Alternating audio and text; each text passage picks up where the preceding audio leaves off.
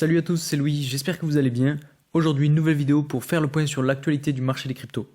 Comme vous le savez, on est en train de connaître une nouvelle période de baisse sur le marché des cryptos, même si cela ne se voit pas trop à l'écran car au même moment où je tourne cette vidéo, on est en train de voir un beau rebond.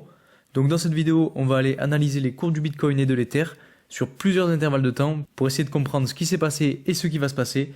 Et ce n'est pas pour rien que j'ai choisi de parler de ces deux cryptos et vous allez très vite comprendre pourquoi. Je vous montrerai aussi quelque chose que j'ai remarqué il y a quelques jours et qui est très important à connaître. Bien évidemment, on essaiera de voir comment pourraient évoluer les cours dans les prochains jours, voire les prochaines semaines. Donc je vous donnerai mon avis pour la suite sur ces deux cryptos. On ira voir aussi les indicateurs habituels pour avoir la tendance générale et savoir si on va enfin pouvoir entrer dans une alt season ou pas. Et surtout, restez bien jusqu'à la fin car je vous montrerai un nouveau graphique très important, donc en fin de vidéo, et qui est selon moi le meilleur indicateur de marché à connaître en ce moment.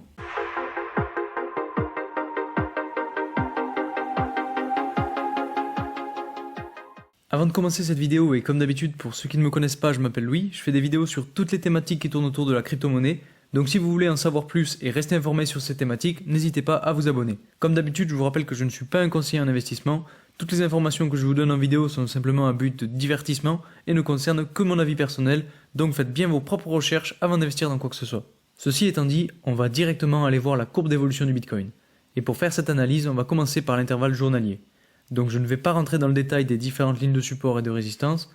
Aujourd'hui, on va se focaliser plus précisément sur deux lignes de tendance qui sont extrêmement importantes pour la suite sur l'intervalle journalier. Et il s'agit bien évidemment de la ligne de tendance baissière qu'on a ici et qui repousse le prix depuis pas mal de temps maintenant, et la ligne de tendance haussière qu'on a juste ici et qui a été cassée à la baisse il y a de ça 2 jours. Et leur croisement se trouve entre deux lignes de résistance, ce qui m'amène à dire qu'on risque de connaître une grosse résistance extrêmement forte aux alentours des 28 800 $.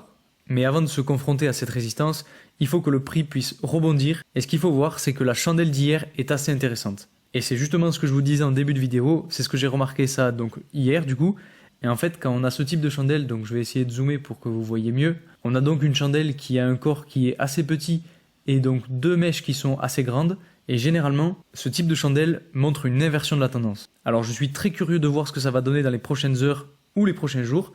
Déjà, vous voyez, on a une belle chandelle verte qui est juste ici, qui nous montre que potentiellement cette inversion peut se confirmer. Et si donc on rebondit avec cette inversion de la tendance, alors on pourra potentiellement aller chercher la résistance des 28 800 $ dont je vous parlais juste avant. En plus de ça, si on regarde la tendance baissière du RSI qu'on a ici, qui est assez belle d'ailleurs, on voit que la courbe a encore un petit peu de marge avant de revenir toucher la ligne.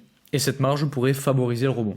Donc soit on arrive à rebondir correctement, auquel cas il faudra batailler avec la ligne de tendance et de résistance aux alentours des 28 800 $, soit on a bel et bien un pattern en drapeau qui nous amène encore plus bas en dessous des 27 000 $.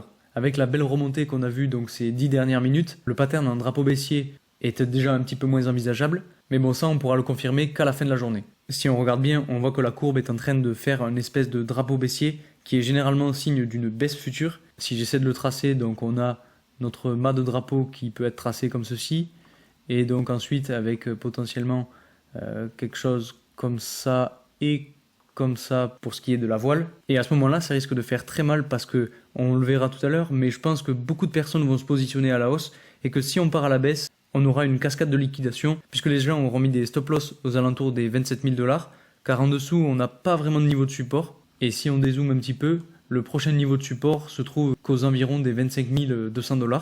Donc on a quand même une petite marge entre les deux.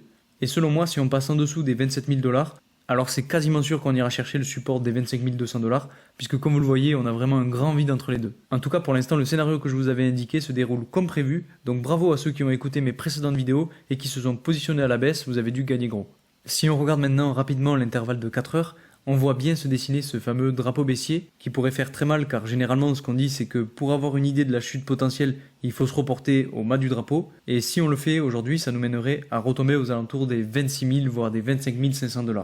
Et une fois qu'on sera là, alors ce sera le flou total car comme je vous le disais, on n'a pas vraiment de point d'accroche, de ligne de support ou de tendance assez forte entre ces deux niveaux, et finalement la ligne la plus forte qui puisse valoir le coup, ce sera celle qui sera située à 25 200 $. Donc il va vraiment falloir surveiller cette belle chandelle verte qu'on a aujourd'hui pour voir si elle se clôture assez haut avant la fin de la journée ou si elle redescend en dessous donc de cette ligne de résistance qu'on a à 27 700 $, pour voir si on a vraiment la validation du pattern en drapeau baissier. Puisqu'en fait, cette chandelle verte qu'on a ici peut tout simplement être un fake out et liquider encore tous ceux qui sont en short pour repartir à la baisse juste après.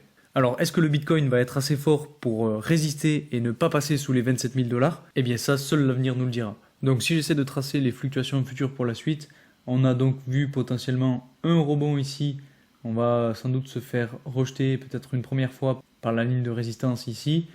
On viendra peut-être retester une fois la ligne de support à 27 700, puis venir tester potentiellement le croisement entre la ligne de tendance baissière et la ligne de résistance à 28 500 $ pour repartir à la baisse. Et une fois qu'on repartira à la baisse, soit on arrive à rebondir sur la limite des 27 700 $, soit on va encore plus bas et on revient tester la ligne de support à 27 100 $. Et après, je pense qu'on pourra continuer à latéraliser un petit peu dans ce canal pour revenir tester la tendance baissière une nouvelle fois et potentiellement repasser en dessous de la limite des 27 000 $ pour venir chercher petit à petit le croisement entre la ligne de support des 25 200 $ et la ligne de tendance sur du long terme pour enfin pouvoir rebondir. Maintenant qu'on a analysé le Bitcoin, on va aller voir l'Ether. Et ce n'est pas pour rien que je vous parle de ces deux cryptos aujourd'hui, car on est selon moi sur le point de voir des tendances différentes entre ces deux cryptos. Si on regarde sur un intervalle journalier, bizarrement la courbe de l'Ether me fait moins peur que celle du Bitcoin. Et ça s'explique notamment par le fait que la courbe vient juste de toucher un support assez important et que maintenant elle est en train de rebondir tranquillement. Et ça m'étonnerait pas qu'on soit à un point pivot actuellement et que le prix de l'Ether arrive bien à rebondir et d'une meilleure façon que celui du Bitcoin. Pour ce qui est de la suite, on voit qu'on a une grosse ligne de résistance à environ 1930 $, donc juste ici, et qui risque de rejeter le prix.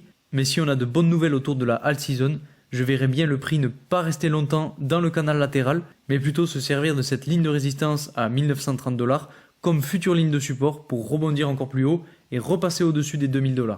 Et finalement, une fois qu'elle sera passée au-dessus des 2000 $, elle pourra potentiellement venir rechercher la ligne de résistance à 2100 $. En plus de ça, on voit que la ligne de tendance vient intersecter la ligne de support, ce qui pourrait confirmer être une bonne cible pour le prix. Donc si on essaye de le tracer, ça pourrait potentiellement donner quelque chose comme ça. Donc on viendrait se faire rejeter une première fois par la ligne de résistance, venir retester la ligne de support, repasser au-dessus, avoir un petit moment de flottement aux alentours des 2000 $, venir retester la ligne de support donc à 1900 $ et repartir à la hausse pour tester donc ce fameux croisement entre la ligne de tendance et la ligne de résistance à 2100 $. Pour ce qui est de la dominance du Bitcoin, vous voyez qu'on est toujours au sommet de ce canal latéral.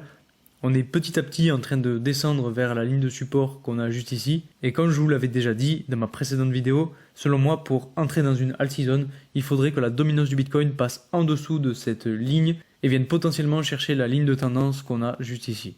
Le second scénario qui pourrait se produire, et qui n'est pas si mal non plus, c'est que la dominance du Bitcoin fasse une espèce de pattern en drapeau, un peu comme celui qu'on a fait juste avant. Donc si je le trace, ça donnerait quelque chose comme ça, donc avec un mât juste ici, et donc la voile qui serait, si on le trace un petit peu comme ceci. Donc je vais essayer de zoomer pour que ce soit plus clair. Donc on aurait plus quelque chose comme ça. Et de la même façon, ici on a un mât avec potentiellement un drapeau qui pourrait se former comme ceci. Donc à voir bien sûr dans les prochains jours comment ça va se dérouler, comment ça va se passer. Est-ce qu'on va vraiment avoir une forme de drapeau ou est-ce qu'on va venir retester cette ligne de support juste ici pour passer en dessous? Ça, seul l'avenir nous le dira, mais bien sûr je vous tiendrai informé. Et généralement ce type de pattern est plutôt haussier, ce qui pourrait donc amener la dominance du Bitcoin à sortir de ce canal latéral et qui entraînerait donc une grosse poussée à la hausse du Bitcoin. Généralement quand on a une grosse poussée à la hausse du Bitcoin, les altcoins suivent aussi. Donc ça veut dire que dans tous les cas, on sera gagnant, sauf si bien évidemment du jour au lendemain, on a une catastrophe majeure qui fait chuter complètement le Bitcoin et toutes les autres cryptos. Mais bon, ce genre d'événement est quand même peu probable, surtout qu'on vient tout juste de sortir de la grosse phase de chute du bear market. Donc soit on a une dominance du Bitcoin qui chute et qui profite fortement aux altcoins, et on entre donc dans une alt season, soit la dominance du Bitcoin repart à la hausse, et là on aura sûrement des altcoins qui vont suivre, mais peut-être pas de façon aussi forte. Pour ce qui est des ratios long-short, on voit que les acheteurs sont bien majoritaires par rapport aux vendeurs, et cette fois-ci c'est assez flagrant puisqu'on a quasiment 70% de long sur le Bitcoin et plus de 60% sur l'Ether, donc ça montre bien que les acheteurs sont en train d'acheter la baisse. Effectivement, ce n'est pas forcément une si mauvaise idée, ça veut bien dire que la plupart des gens pensent que la chute qu'on a connue ces derniers jours est finie et que le Bitcoin est sur le point de rebondir, et en fait c'est assez possible puisque comme on l'a vu tout à l'heure, on n'est pas loin d'un niveau de support. Et c'est d'autant plus flagrant sur l'Ether, ce qui m'étonne juste c'est que les longs soient plus majoritaires sur le Bitcoin que sur l'Ether, mais bon attendons de voir la suite pour savoir qui avait raison. Si on passe maintenant aux liquidations, on voit qu'on est bien redescendu, ce qui est assez normal j'ai envie de dire, car on imprime depuis hier une légère latéralisation, et comme on l'a vu sur le graphique avec des chandelles de 4 heures, le Bitcoin stagne plus ou moins en ce moment. Et donc quand on a moins de volatilité, logiquement, moins de personnes se font liquider.